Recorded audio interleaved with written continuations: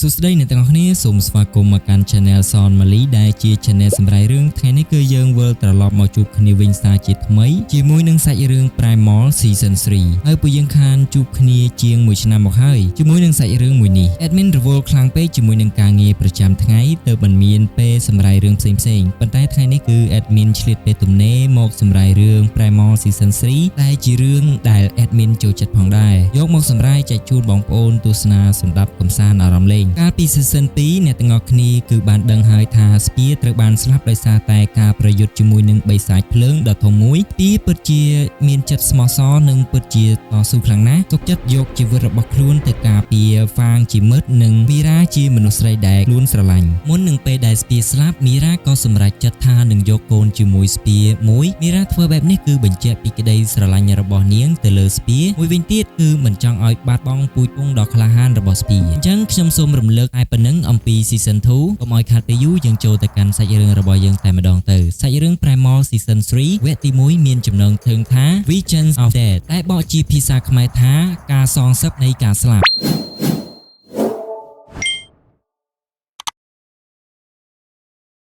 សាច់រឿងផ្ដើមដោយមានលោកតាចំណាស់ម្នាក់ដេកដួលសន្លប់នៅក្នុងកុលសម្ព័ន្ធមួយកន្លែងពេលគាត់ដឹងខ្លួនឡើងគាត់បានសម្លឹងមើលទៅជុំវិញខ្លួនរបស់គាត់មានអារម្មណ៍ថាតាក់ស្លុតជាខ្លាំងដោយឃើញថាកុលសម្ព័ន្ធរបស់គាត់ត្រូវបានកុលសម្ព័ន្ធផ្សេងទៀតវាយលុកនិងដុតផ្ទះរបស់គ្នារបស់គាត់ដូចជាសម្លាប់បងប្អូននៅក្នុងកុលសម្ព័ន្ធរបស់គាត់ទាំងអស់ទៀតផងគាត់ឈឺចាប់ខ្លាំងណាស់គាត់បានសម្រក់ទឹកភ្នែកផងនិងដកព្រួយចេញពីខ្លួនរបស់គាត់ផងដោយភាពឈឺចាប់ពេលនោះគាត់បានឃើញក្រុមកុលសម្ព័ន្ធដែលបានវាយលុកក្រុមកុលសម្ព័ន្ធរបស់គាត់ម្នាក់នៅមានជីវិតលោកតាក៏បានដកព្រួយចេញពីខ្លួនរបស់គាត់និងយកទៅចាក់សម្លាប់ក្រុមកុលសម្ព័ន្ធក្បាលខ្មោចនោះចោលដោយកំហឹងរបស់គាត់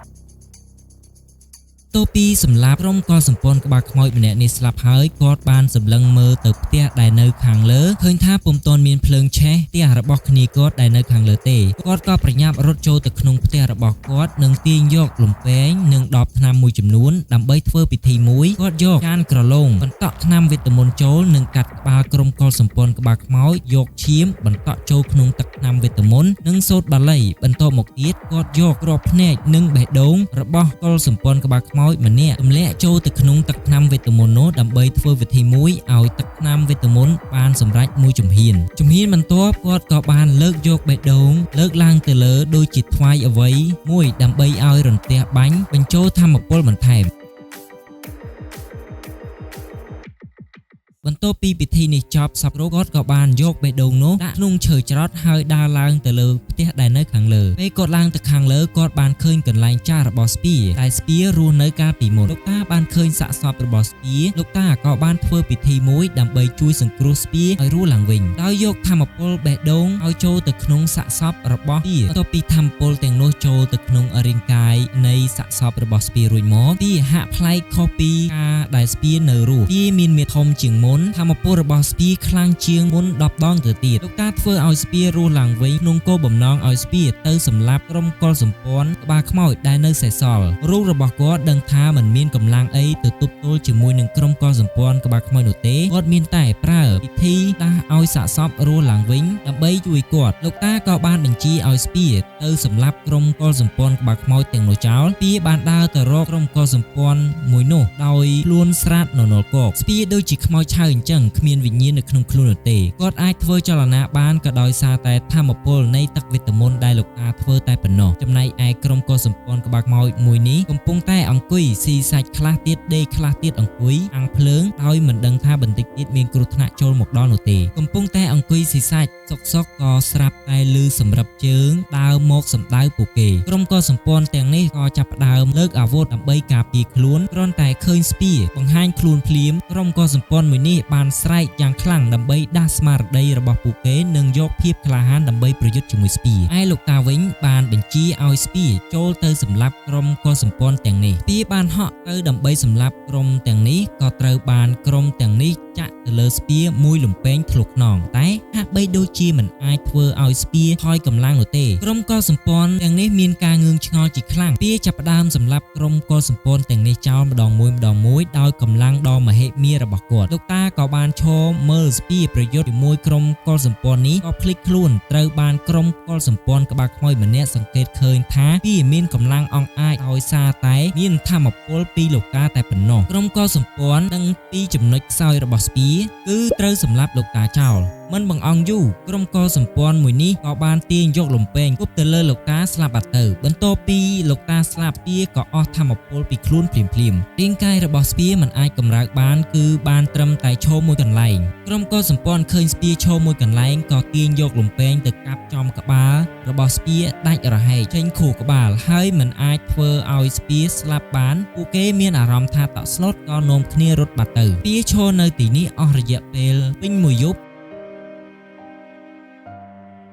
រហូតដល់ព្រឹកឡើងទើបស្ពាអាចធ្វើចលនាបានដោយដើរទាំងពិបាកពេលព្រឹកឡើងនៅក្នុងទឹកបឹងមួយកន្លែងមានសត្វជាច្រើនកំពុងតែផឹកទឹកក៏ស្រាប់តែឮសម្រាប់ជើងដើរមកសម្ដៅពួកគេសត្វព្រៃទាំងនេះក៏ភ័យខ្លាចនាំគ្នារត់ចេញពីកន្លែងទឹកបឹងនេះអស់ទៅការភ័យខ្លាចរបស់សត្វទាំងនេះគឺស្មានតែជាសត្វតោឬសត្វដែលប្រមាញ់ពួកគេធ្វើជាចំណីតែតាមពិតទៅនេះគឺជាស្ពាបានដើរមករកទឹកបឹងស្ពាបានឆ្លោះមើលមុខខ្លួនឯងនៅក្នុងទឹកបឹងស្ពាឃើញថាក្បាលរបស់ខ្លួនត្រូវដាច់រហែកចេញខួរស្ពាមានការងឿងឆ្ងល់ជាខ្លាំងកំពុងតែឆ្លោះមើលមុខខ្លួនឯងខុសប្លែកពីធម្មតាស្រាប់តែមានសត្វក្រពើដ៏ធំមួយហក់មកខាំស្ពាទាញចូលទៅក្នុងទឹកបាត់ទៅក្រពើមួយនេះវាស្មានតែស្ពាជាចំណីដ៏ងាយស្រួលក្នុងការស៊ីប៉ុន្តែវាគិតខុសហើយបន្ទាប់ពីខាំស្ពាចូលទៅក្នុងមាត់របស់វាស្ពាក៏បានចាប់ទាញសាច់នៅក្នុងមាត់ក្រពើនោះដាច់រហែកធ្វើឲ្យក្រពើនោះស្លាប់ភ្លាមស្ពាដើរឡើងមកលើគោកវិញដោយសុវត្ថិភាពស្ពាសម្លឹងមើលទៅមេ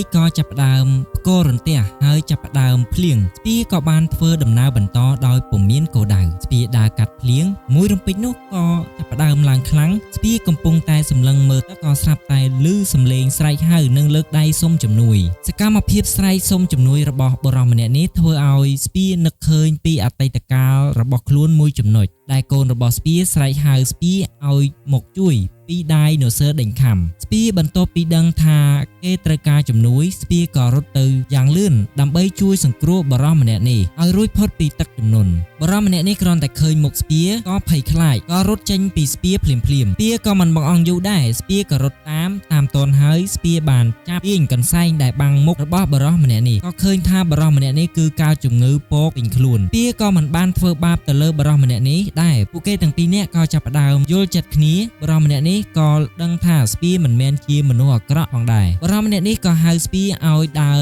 ទៅតាមគាត់ទៅកន្លែងក្រុមកុលសម្ព័ន្ធរបស់គាត់ពេលទៅដល់កន្លែងក្រុមកុលសម្ព័ន្ធដ៏តូចមួយនេះបរិសម្នាក់នេះក៏បានប្រាប់គ្នារបស់គាត់ថាមានគេមកហើយនៅក្នុងក្រុមកុលសម្ព័ន្ធរបស់បរិសម្នាក់នេះគឺសុទ្ធតែជាអ្នកកើតជំងឺពកពេញខ្លួនម្នាក់ពោពេញទៅដោយដំបៅនិងដំពកពួកគេទាំងអស់គ្នារុំក្រណាត់ពេញមុខពេញមាត់ពេញដៃពេញជើងពួកគេទាំងអស់គ្នាបានងាកទៅឃើញស្ពាក៏ភ័យខ្លាចក៏នាំគ្នារត់ចូលទៅក្នុងផ្ទះអស់ទៅបរិសម្នាក់នេះព្យាយាមប្រាប់ទៅគ្នាគាត់ផងដែរប៉ុន្តែមិនអាចប្រាប់បាននោះទេដោយពួកគេភ័យខ្លាចនឹងរត់ចូលទៅក្នុងផ្ទះលឿនពេកបរិសម្នាក់នេះក៏បានដាច់ចិត្តរត់ទៅហៅស្ពាឲ្យដើរចូលមកក្នុងក្រុមកុលសម្ព័ន្ធពេលស្ពាចូលមកដល់ក្នុងក្រុមកុលសម្ព័ន្ធរបស់ពួកគេបរិសម្នាក់នេះក៏បានហៅគ្នាគេឲ្យចេញមកខាងក្រៅដើម្បីមើលស្ពានិងបញ្ជាក់ថាស្ពាមិនមែនជាមនុស្សដែលបង្កគ្រោះថ្នាក់ឡើយពួកគេទាំងអស់គ្នាបានដើរទៅជិតស្ពានិងប៉ះទៅលើសាច់និងដំបៅរបស់ស្ពាឃើញពួកគេក៏មានការងឿងឆ្ងល់ដូចគ្នាដោយសារតែដំពកនៅលើខ្លួននិងការស្លៀកពាក់របស់ពួកគេបរិសម្នាក់នេះដោយឃើញថាក្រុមកុលសម្ព័ន្ធរបស់ពួកគាត់រោមស្ពាពេកក៏ហៅស្ពាឲ្យចូលមកនៅក្នុងផ្ទះដើម្បីសម្រាកយកកម្លាំងពេលដែលស្ពាកំពុងអង្គុយនោះក៏ស្រាប់តែឃើញខ្យាដំរីភ្លាមនោះស្ពាក៏បាននឹកឃើញពីអតីតកាលមួយចំណុចទៀតគឺរូបខ្យាដំរីដែលនៅលើក្បាលរបស់មីរ៉ាភ្លាមនោះស្ពាក៏ លុតជង្គង់ចុះទៅលើដីនិងគូសរូបអ្វីមួយដោយការគិតស្រមៃស្រពេចស្រពិលរបស់គាត់គូសហើយស្ពាយបានងើបឡើងនិងសម្លឹងទៅមើលរូបគំនូរនោះឃើញថាវារង្គើនេះគឺដោយសារតែក្រុមសម្ព័ន្ធនៃអ្នកជាសេះបានចូលមកសម្លាប់ក្រុមកុលសម្ព័ន្ធដែលមានជំងឺមនុស្សក្នុងក្រុមកុលសម្ព័ន្ធនេះគ្មានសមត្ថភាពទៅទប់ទល់ជាមួយនឹងក្រុមកុលសម្ព័ន្ធអ្នកជាសេះនោះទេក៏ត្រូវបានគេកាប់សម្លាប់ខ្លះទៀតរត់ចេញពីក្រុមកុលសម្ព័ន្ធស្ពាយបានចេញមកឃើញសកម្មភាពរបស់ក្រុមអ្នកជាសេះសម្លាប់ក្រុមមនុស្សកើតជំងឺស្ពាយចាប់ផ្ដើមនឹកឃើញស្រមៃទៅដល់សំឡេងស្រែកហៅជំនួយទៀតហើយស្ពាយមានការខឹងជាខ្លាំងស្ពាយបានចូលទៅប្រយុទ្ធជាមួយក្រុមអ្នកជាសេះនេះស្ពាយបានលោតទៅសម្លាប់បរិសម្នាក់ដែលជាសេះស្លាប់ម្នាក់ធ្វើឲ្យក្រុមកុលសម្ព័ន្ធអ្នកជាសេះបានងឿងឆ្ងល់ជាខ្លាំងថាមានអ្នកខ្លាំងមកពីណាចេញមកជួយក្រុមមនុស្សនៅក្នុងក្រុមកុលសម្ព័ន្ធនេះក្រុមអ្នកជាសេះខឹងខ្លាំងណាស់ក៏បែរក្បាលសេះរត់ទៅសម្ដៅស្ពាយទាំងអស់គ្នាកម្លាំងរបស់ពួកគេទាំងអស់នេះគឺគ្មានស្មើនឹងស្ពាយមួយបៀនោះទេស្ពាយបានសម្លាប់ចោលម្ដងមួយស្ពាយបានលោតទៅសម្លាប់បរិសម្នាក់ដែលនៅលើសេះហើយស្ពាយបានអង្គុយនៅលើសេះស្ពាយក៏នឹកឃើញពីអតីតកាលមួយចំណុចទៀតគឺស្ពាយបានជិះនៅលើខ្នងហ្វាងស្ពាយបានបង្អើលសេះរត់ទៅរកកន្លែងស្រឡះដើម្បីប្រយុទ្ធគ្នានៅពីក្រោយស្ពាយគឺមានក្រុមអ្នកជាសេះមួយក្រុមបានដេញតាមស្ពាយនិងបាញ់ព្រួញទៅលើស្ពាយផងដែរស្ពាយត្រូវគេបាញ់ចំស្ពាយមានការឈឺចាប់ជាខ្លាំងក៏ធ្លាក់ពីលើសេះស្ពាយខឹងខ្លាំងណាស់ពេលនេះស្ពាយក៏ប្រើកម្លាំងទាំងអស់របស់គាត់ដើម្បីសម្លាប់ក្រុមអ្នកជាសេះទាំងនេះចោលចុងក្រោយគឺសល់តែ2នាក់តែប៉ុណ្ណោះពួកគេដឹងថាមិនមានសមត្ថភាពទប់ទល់ជាមួយស្ពាយពួកគេក៏បានបង្អើលសេះរត់បាត់ទៅចំណែកឯក្រុមកុលសម្ព័ន្ធដែលមានជំងឺត្រូវបានគេសម្លាប់ជាច្រើននាក់ហើយបរិសម្នាក់នេះបានឈរសម្លឹងទៅមើលស្ពាយហើយដើរទៅជិតស្ពាយនិងហៅស្ពាយឲ្យដើរមកសម្រាកនៅក្នុងកុលសម្ព័ន្ធប៉ុន្តែព្រាមនោះស្ពាយបានឮសំឡេងសម្រែកស្រែកដូចជាហ្វាងដែលជាមិត្តសម្លាញ់របស់គាត់ស្ពាយបានងាកក្រោយនិងស្រែកមួយទំហឹងរបស់គាត់ហើយគាត់បានធ្វើដំណើរទៅរកដៅនៅសំឡេងនោះអូខេអ្នកទាំងអស់គ្នាអញ្ចឹងការសម្រាយរឿង Primal Season 3 វគ្គទី1របស់យើងក៏បានមកដល់ទីបញ្ចប់ហើយអញ្ចឹងអ្នកទាំងអស់គ្នាសូមរងចាំទស្សនាវគ្គទី2ហើយប្រសិនបើការបញ្ចូលសំឡេងឬការសម្រាយរឿងរបស់ខ្ញុំនៅមានចន្លោះខ្វះខាតសូមបងប្អូនជួយផ្ដល់ជាយោបល់ដើម្បីឲ្យខ្ញុំកែលម្អហើយខ្ញុំក៏សូមអធិស្ឋានរាល់ការនិយាយមានកំហុសខុសឆ្គងពាក្យពេចន៍មិនសមរម្យត្រង់ប្រការណាមួយខ្ញុំសូមខន្តីអភ័យទោសដល់ខ្ញុំបាទផងហើយពួកយើងជួបគ្នានៅវីដេអូក្រោយទៀតសូមអរគុណជម្រាបលា